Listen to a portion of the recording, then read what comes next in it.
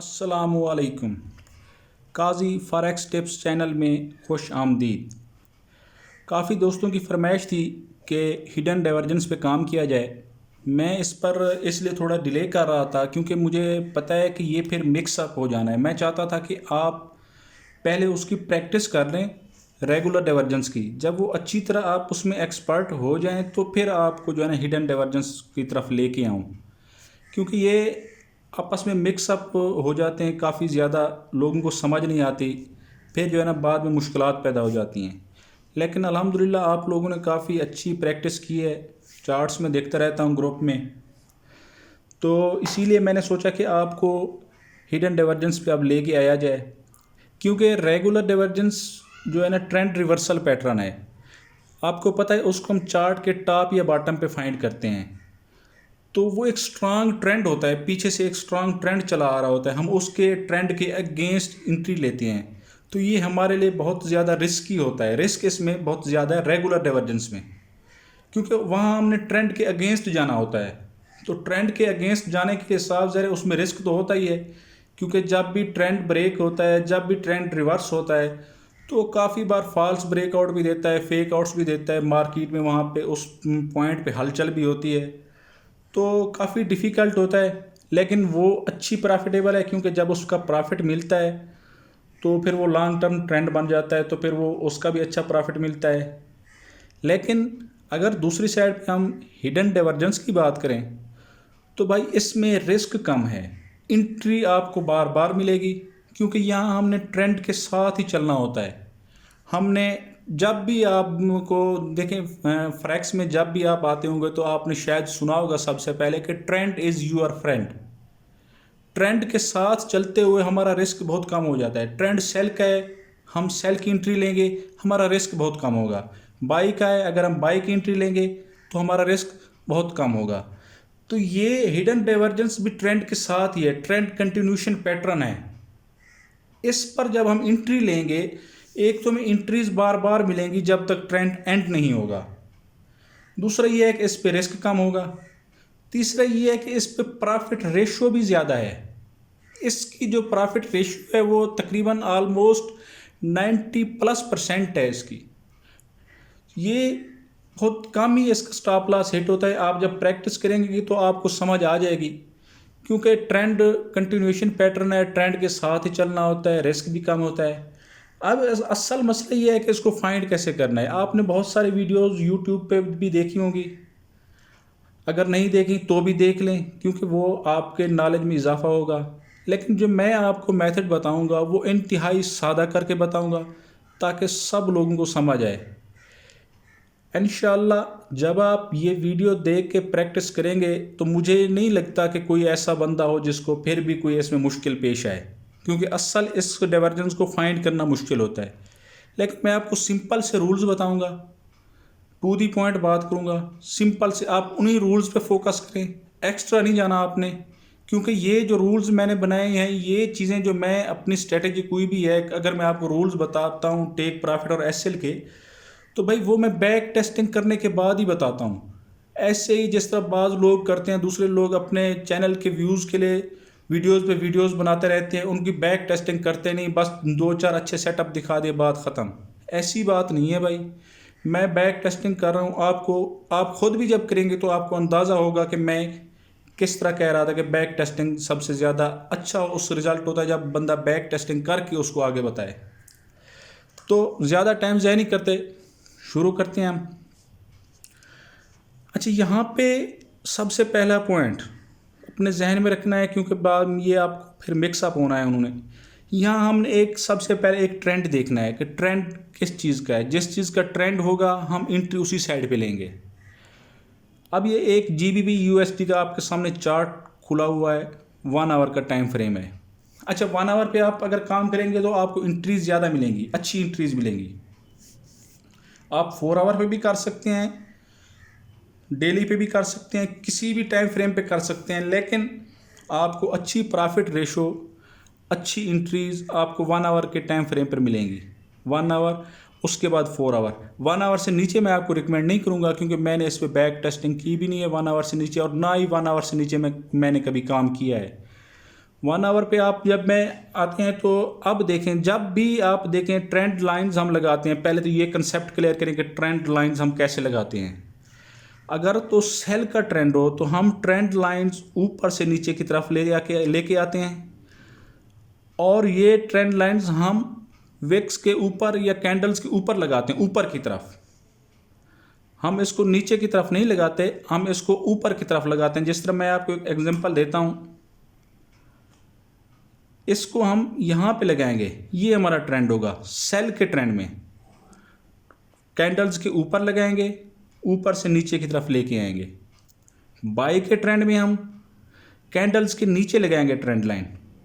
जैसे जिस तरह हम ट्रेंड फाइंड करते हैं, कैंडल्स के नीचे हमने ट्रेंड लाइन इस तरह लगानी है। कैंडल्स के नीचे होगी ट्रेंड लाइन और नीचे से ऊपर की तरफ उसका रुख होगा। ये हमारा ट्रेंड लाइन लगाने का मेथड है। इसी ट्रेंड लाइन मेथड को हम फॉलो करेंगे हिडन डाइवर्जेंस में। इन्हीं रूल्स को फॉलो करते हुए आपने कुछ भी नहीं करना, सिर्फ जिस तरह आप ट्रेंड लाइन लगाते हैं इसी तरह जिस हमने दो स्विंग्स को कनेक्ट करना है सेम ट्रेंड लाइन के साथ। ट्रेंड लाइन हम लंबी लगाते हैं, लेकिन यहाँ हम सिर्फ दो स्विंग्स को कनेक्ट करेंगे। उसके बाद इसका रुख जो हम चार्ट पे लगाएंगे ट्रेंड लाइन, उसका रुख अगर सेल किया तो साफ ज़ाहिर है उसका रुख नीचे की तरफ होगा। ये बात जहन में रखनी है। अगर बाई की है तो उसका रुख ऊपर की तरफ होगा चार्ट पर। लेकिन जब हम आएंगे RSI पर, तो RSI पर इसका अपोजिट होगा, क्योंकि डाइवर्जेंस है, उसमें प्राइस में और इंडिकेटर में इख्तलाफ होना है। प्राइस में सेल के ट्रेंड में ट्रेंड लाइन का रुख नीचे की तरफ होगा और बाई में ट्रेंड लाइन का रुख ऊपर की तरफ होगा। RSI हमने डिफ़ॉल्ट यूज़ करनी है। चार्ट के रूल्स वही रहेंगे, 250 से 300 कैंडल्स। उससे ज़्यादा भी कर सकते हैं, लेकिन कम मैं आपको रिकमेंड नहीं करूँगा, क्योंकि ट्रेंड का आपको पता नहीं चलेगा कि ट्रेंड फिर कौन सा है।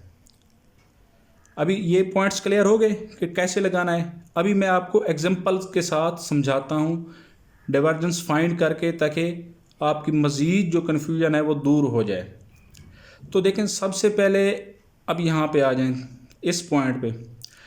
अगर हम इसको देखें, ये देखें, ये एक स्विंग बना, यहाँ पे दूसरा स्विंग बना। जब हम स्विंग्स को आपस में कनेक्ट करेंगे, ये नीचे की तरफ इसका रुख है ना, इसका मतलब है सेल का ट्रेंड है, ठीक है ना। हमने एंट्री सेल की लेनी है। जब RSI पर इसका रुख ऊपर की तरफ होना चाहिए।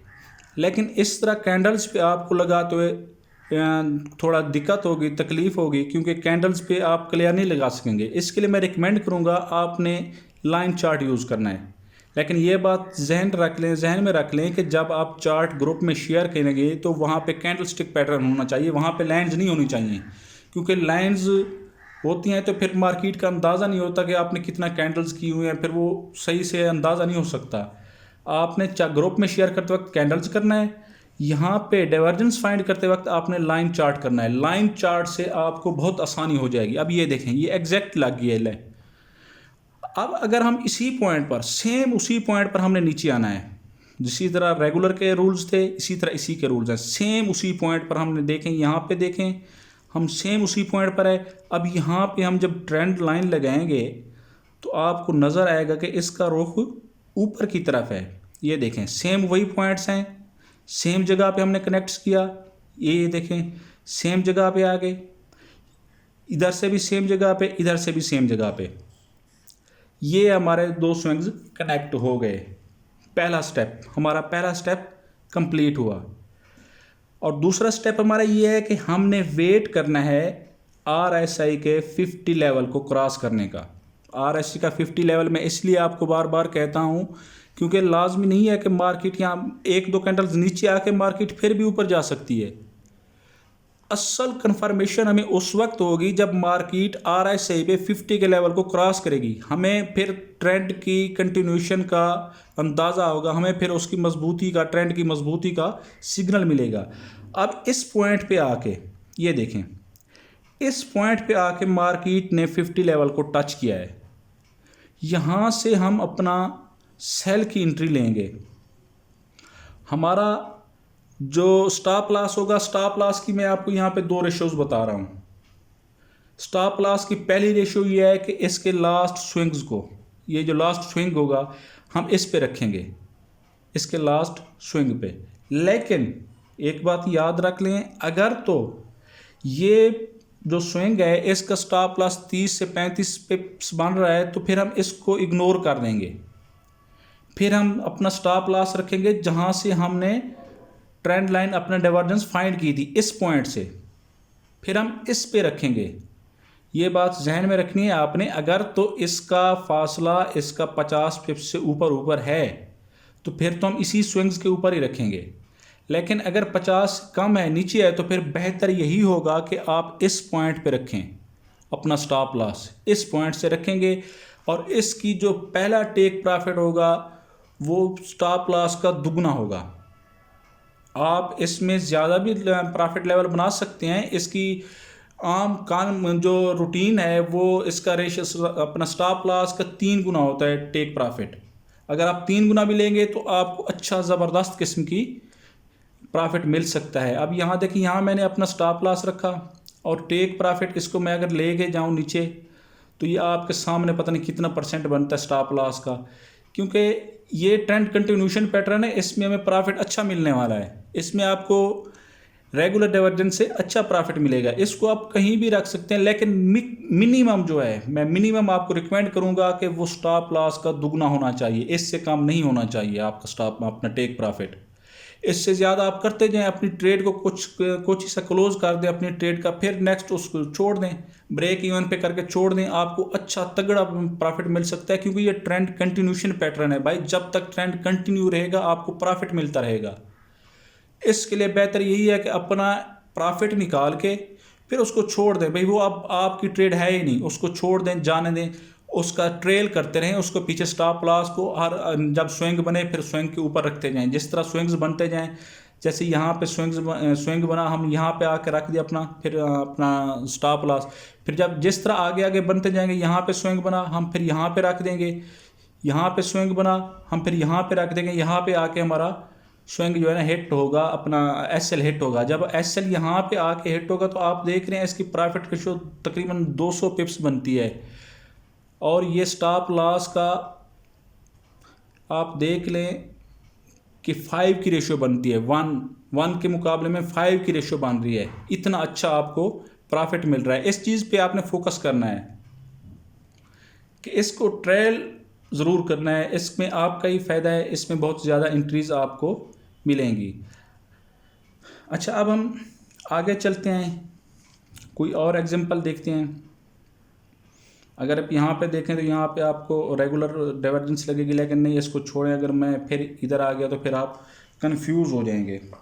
ट्रेंड बाई का है तो जिस तरह ट्रेंड लाइन हम लगाते हैं, ट्रेंड हम नीचे की तरफ लगाएंगे इस पॉइंट पे, ये पॉइंट नीचे की तरफ हमने लगाई। अब देखें, इस स्विंग को मैंने इस स्विंग के साथ कनेक्ट कर दिया। सेल के ट्रेंड में हम जिस तरह ट्रेंड लाइन ऊपर से लगाते हैं उसी तरह हमने फाइंड की थी। अब ये बाई का ट्रेंड है, मार्केट ऊपर जा रही है, आप देख रहे हैं ये इसने अपना स्ट्रक्चर ब्रेक किया, मार्केट ऊपर चली गई, हमें कन्फर्म हो गया ये बाई का ट्रेंड है। जब मार्केट यहाँ पे इसने आकर स्विंग बनाया तो हमने यहाँ पे एक लाइन लगा दी क्योंकि ये बाई का ट्रेंड बन रहा था। अब अगर हम यहाँ पे हैं RSI की तरफ, तो RSI पे आप देखें इसका रुख नीचे की तरफ है। तो अब हम जब 50 का लेवल क्रॉस करेगी ऊपर की तरफ, RSI का रुख ऊपर की तरफ होगा, तो यहाँ हमारी एंट्री बनेगी। इस पॉइंट पे अगर हम बाई की एंट्री लें, इस पॉइंट पे हमारी एंट्री बनेगी। स्टॉप लॉस हमारा देख लें, इसको आपने कहाँ पे रखना है। अगर तो ये कितना पिप्स बन रहे हैं, 40 पिप्स ये कम बन रहे हैं, तो हम इसको इस स्विंग पे लेके आएंगे। ये बन रहा है तकरीबन 70 पिप्स। अब हम जो है ना इसको आगे लेके जाएंगे, अपना इनिशियल जो हमारा टारगेट होगा वो इसका दुगना होगा। यहाँ पे ये 2 का हमारा हिट हो गया तकरीबन 140 पिप्स। इसको हम आगे भी आप ट्रेल कर सकते हैं। ये देखें, आगे आप अगर स्विंग्स पे कनेक्ट करते जाएं तो ये आपको तकरीबन 200 पिप्स यहाँ से मिल सकते हैं, 200 से 250 पिप्स यहाँ पे आप ले सकते हैं। अच्छा, ये एक बाई की आपको एग्जांपल बता दी, सेल की भी मैंने आपको बता दी। एक तो और एग्जांपल भी मैं आपको बता देता हूँ ताकि आपको कोई मसला ना रहे। तो अगर अभी देखें यहाँ पे हमें रास्ते में, यहाँ पे हमने पहले जो डाइवर्जेंस फाइंड की थी वो थी यहाँ से यहाँ तक, ठीक है। अभी आप देखें ट्रेंड हमारा कंटिन्यू, हमारा वो पिछली ट्रेड भी एक्टिव है, लेकिन हमें डाइवर्जेंस फिर भी मिल रही है, आगे की तरफ भी डाइवर्जेंस मिल रही है। यहाँ पे अगर आप देखें तो क्लियर आपको डाइवर्जेंस नज़र आएगी इस पॉइंट पे। आप अगेन इंटर हो सकते हैं मार्केट में, इसके लिए कोई शर्त नहीं है कि आपने सिर्फ एक बार इंटर होना है। अगर आपको अच्छी एंट्रीज मिल रही हैं, ये देखें इस स्विंग्स को मैंने इन स्विंग्स को फिर कनेक्ट किया, ये देखें, ये अगर आपको अच्छी एंट्रीज मिल रही हैं तो आप फिर इंटर हो जाए मार्केट में। यहाँ पे देखें, यहाँ पे भी अगर देखें तो आपको कितना अच्छा प्रॉफिट मिल सकता है इन दोनों ट्रेड्स में से। सिंपल सी स्ट्रेटजी है, थोड़ा सा टेक्निकल है, इसके रूल्स हैं, उन्हीं रूल्स को आपने फॉलो करना है। मैं एक्चुअली जो प्राइस एक्शन का एडवांस है जिसमें चार्ट पैटर्न्स हैं उन पे इसलिए नहीं आ रहा क्योंकि वो सब्जेक्टिव टाइप होते हैं, फिर हर कोई अपने मेथड से देखता है। अगर वहाँ पे कोई फ्लैग बना रहा होता है, वहाँ पे कुछ और जो है ना वो कोई और अपना चार्ट पैटर्न बना रहे होते हैं, कोई और बना रहे होते हैं, तो वो एक अलग से चीज़ है, वो सब्जेक्टिव टाइप है। लेकिन ये जो चीज़ें हैं, ये डाइवर्जेंस, ये स्पेसिफिक रूल्स हैं, यहाँ आपने रूल्स को फॉलो करना है। रूल्स पे अगर आप चीज़ें पूरी उतारी हैं, यहाँ आपको कोई और अपनी तरफ से दिमाग लड़ाने की ज़रूरत नहीं है। यहाँ आपने जो रूल्स हैं उनको फॉलो करें, इंटर हो जाएं, यहाँ सबका एक ही एंट्री बनेगी। अगर चार्ट पैटर्न्स की बात की तो जो वहाँ पे हर कोई आपको अपना डिफरेंट व्यू दे सकता है, लेकिन यहाँ पे आपको एंट्री एक ही मिलेगी। तो इसलिए इस पर मैं ज़्यादा फोकस कर रहा हूँ कि इन चीज़ों को आप पहले अपना एक्सपर्ट हो जाएं, इंशाल्लाह आपको बहुत अच्छी एंट्रीज मिलेंगी। अच्छा, अगर हम आगे आते हैं, एक मैं आपको दिखाता हूँ एक और एग्जांपल मैं आपको। हाँ ठीक है, अभी आप देखें यहाँ पे ये सेल का ट्रेंड स्टार्ट हुआ है, ठीक है, लेकिन यहाँ पे हमारा एस सेल हिट हो रहा है, क्यों होगा वो मैं आपको बताता हूँ। ये देखें, ये सेल का ट्रेंड है, हमने ट्रेंड लाइन ऊपर से लगाई, यहाँ पे आपको डाइवर्जेंस भी मिलेगी, ये डाइवर्जेंस भी है। अब देखें यहाँ पे अगर हम एंट्री लें, 50 का लेवल यहाँ पे क्रॉस हुआ, अगर हम एस एल यहाँ पे रखें तो हमारा एस एल हिट होगा। इतना दूर तो हम एस एल रख नहीं सकती है, तो बहुत ज़्यादा एस एल बन रहा है, ये तकरीबन 50 से 60 पिप्स बन रहा है, तो यहाँ पे हमारा एस एल हिट होगा। क्यों होगा हिट? क्योंकि हमने जो दरमियान में एक अच्छा स्विंग बना है उसको इग्नोर कर दिया। ये अगर ऐसे स्विंग्स बन रहे हैं तो इनका कोई इशू नहीं है, ये इनको आपने इग्नोर ही करना है। लेकिन जब इतना बड़ा आपका स्विंग बने तो उसको आपने इग्नोर नहीं करना। अगर इस स्विंग से इस स्विंग पे देखें तो हमें फिर यहाँ पे डाइवर्जेंस नहीं मिलेगी, तो हमने हमारी जो पिछली वाली जो हमने वो मार्क की हुई थी वो फिर इनवैलिड हो जाएगी। फिर हम इसको इसके साथ कनेक्ट नहीं करेंगे क्योंकि इसके सेंटर में एक और स्विंग आ गया है, फिर हम इसको कनेक्ट नहीं करेंगे, फिर हम इसको इग्नोर कर देंगे।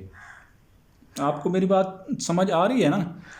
अगर दरमियान में इसी तरह रेगुलर डाइवर्जेंस का भी है, अगर दरमियान में कोई और स्विंग आ जाता है, फिर लास्ट जो दो स्विंग्स हैं उन पे अगर डाइवर्जेंस नहीं है तो उसको फिर इग्नोर कर दें, फिर पिछले को कनेक्ट करके दरमियान में उसको आप स्किप कर देते हैं, फिर आगे वाले पे कनेक्ट कर देते हैं। ये पॉसिबल नहीं होता, ये रूल्स के अगेंस्ट है। आपने सिर्फ रूल्स को ही फॉलो करना है। यहाँ पे भी आपको डाइवर्जेंस मिलेगी आगे, क्योंकि मार्केट आपको बार बार मौके देगी।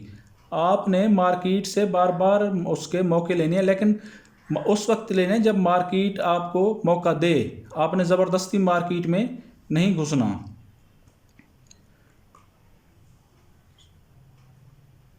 इस स्विंग पे ये आपको यहाँ पे डाइवर्जेंस हल्की सी नज़र आएगी। यहाँ पे अगर आप इंटर होते हैं 50 के लेवल पे, आपका एस एल इसके ऊपर होगा, तो आप देख लें आपको कितना प्रॉफिट मिल सकता है। इसी तरह यहाँ पे देखें, अगर ठीक है यहाँ पे, हाँ ये इसको हम अगर कनेक्ट करते हैं इस लेवल को, तो नीचे से भी अगर हम वही उसी लेवल पे लगाते हैं, इस लेवल से, हाँ ठीक है यही लेवल, इस लेवल से, तो आप ये देखें हम अगेन मार्केट में इंटर हो सकते हैं क्योंकि ट्रेंड कंटिन्यूशन पैटर्न है। फिर ये एंट्री भी हमारी प्रॉफिट में आएगी, ये भी प्रॉफिट में आएगी, यहाँ कहीं भी आके हमारा टेक प्रॉफिट जो है ना हिट होगा। अगर हम आगे चलते हैं अगर हम आगे की बात करें तो यहाँ पे देखें, यहाँ पे भी आपको डाइवर्जेंस मिलेगी। इसको कनेक्ट करें इसके साथ, इस लेवल को कनेक्ट करें इसके साथ, आपको क्लियर डाइवर्जेंस नज़र आ रही है। यहाँ पे आप देख रहे हैं आपको कितना अच्छा प्रॉफिट मिल सकता है अगर आप उसको ट्रेल करते हैं तो। ये तो थी चंद एग्जांपल, उम्मीद है आपको समझ आ गई होगी। अगर इस पे आप प्रैक्टिस नहीं करेंगे, अगर इसको फाइंड करने की कोशिश नहीं करेंगे तो बिल्कुल फजूल है। ऐसे वीडियोस देख के अगर आप डायरेक्ट इंटर हो गए मार्केट में तो आपको अंदाज़ा नहीं होगा कि आपने अपना एंट्री कैसे फाइंड करनी है, कौन सा ऐसा सेटअप है जो फेल होता है, कौन सा ऐसा सेटअप है जो अपना सक्सेसफुल होता है। अब आप देखें मैंने जितना भी फाइंड किए हैं इनमें से कोई भी हमारे एसएल को हिट नहीं की। एक ये थी जिसपे ये मैंने आपको एग्जांपल के लिए बताया था, ये भी इस पर रूल फॉलो नहीं हो रहे थे, ये क्लियर डाइवर्जेंस नहीं थी क्योंकि इसमें दरमियान में एक और स्विंग आ गया था। बाकी आप देखें ट्रेंड कंटिन्यूशन पैटर्न है, इसमें हमें जितना भी एंट्रीज मिली हैं सब ने हमारा टेक प्रॉफिट को हिट किया है। इसलिए मैं इसको रेगुलर डाइवर्जेंस से ज़्यादा इसकी प्रॉफिट रेशियो मानता हूं क्योंकि इस पे स्टॉप लॉस हिट होने की शरह बहुत कम है। आपने अपने अगेन मैं आपको आप रिपीट कर देता हूं रूल्स को। आपने जिस तरह ट्रेंड लाइन लगानी है उसी तरह ही ट्रेंड लाइन लगाएंगे, लेकिन ट्रेंड लाइन आप लंबी लगाते हैं, यहाँ आपने लास्ट जो 2 स्विंग्स हैं उनको कनेक्ट करना है। फर्स्ट रूल, बाई के ट्रेंड में हम नीचे से लाइन लगाएंगे, सेल के ट्रेंड में हम ऊपर से लाइन लगाएंगे। सेकंड रूल, RSI पर उसकी डायरेक्शन चेंज होगी। अगर बस सेल किया है तो प्राइस में मार्केट में वो नीचे की तरफ होगी ट्रेंड लाइन, जबकि RSI पर ऊपर की तरफ होगी। हमने अपनी एंट्री 50 के लेवल पे लेनी है। अपना take profit, initial take profit, first take profit उसके स्टॉप लॉस का दुगना होना चाहिए, उससे कम नहीं होना चाहिए। उसके बाद आप जितना चाहे ट्रेड को होल्ड कर सकते हैं अपने स्टॉप को ट्रेल करके। इंशाल्लाह मैं स्टॉप को ट्रेल करने भी एक अलग से वीडियो बनाऊंगा ताकि आपको क्लियर मज़ीद समझ आ सके। इसकी आपने प्रैक्टिस करनी है, इसको आपने चार्ट पे अपना फोकस का चार्ट पे फाइंड करना है, ग्रुप में शेयर करना है। अगर आपके कुछ सवालात हैं तो इंशाल्लाह इस संडे या सैटरडे को लाइव क्लास होगी, लेकिन उसमें सिर्फ वही लोग ही हिस्सा ले सकेंगे जो लोग प्रैक्टिस करके चार्ट शेयर करेंगे। अगर आप समझते हैं कि आप ऐसे ही कामयाब हो जाएंगे तो ये इम्पॉसिबल है जब तक आपकी कोई करेक्शन करने वाला ना हो। कुछ बातें ऐसी होती हैं जो यहाँ मैं नहीं बताई मैंने, लेकिन वो जब चार्ट आप शेयर करते हैं तो वहाँ पे भी डिस्कस हो जाती हैं तो काफ़ी सारा फ़ायदा हो जाता है। इसलिए आप ही का फ़ायदा है, चार्ट शेयर करें, प्रैक्टिस करें।